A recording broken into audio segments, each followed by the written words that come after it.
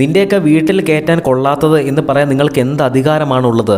ലാലേട്ടൻ ലക്ഷ്മീനെ fire ചെയ്യുന്നുണ്ട്. ലക്ഷ്മീനെ മാത്രമല്ല, മസ്താനീനെയും. അതിലേറ്റവും പ്രധാനമായിട്ട് ലക്ഷ്മീനെയാണ് പറഞ്ഞിരിക്കുന്നത്. ബിഗ് ബോസിൻ്റെ ഇന്നത്തെ എപ്പിസോഡിൻ്റെ ഒരു പ്രൊമോ ഏഷ്യാനെറ്റിൻ്റെ ചാനലിൽ പുറത്തു വന്നിട്ടുണ്ട്.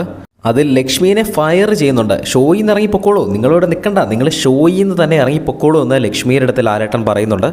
വീട്ടിൽ കയറ്റാൻ കൊള്ളാത്തത് എന്ന് പറയാൻ നിങ്ങൾക്ക് എന്ത് അധികാരമാണുള്ളത്? നിങ്ങളതിന് ആൻസർ ചെയ്തേ പറ്റുള്ളൂ എന്ന് ലക്ഷ്മിയുടെ അടുത്ത് ലാലേട്ടൻ തന്നെ പറയുന്നുണ്ട്.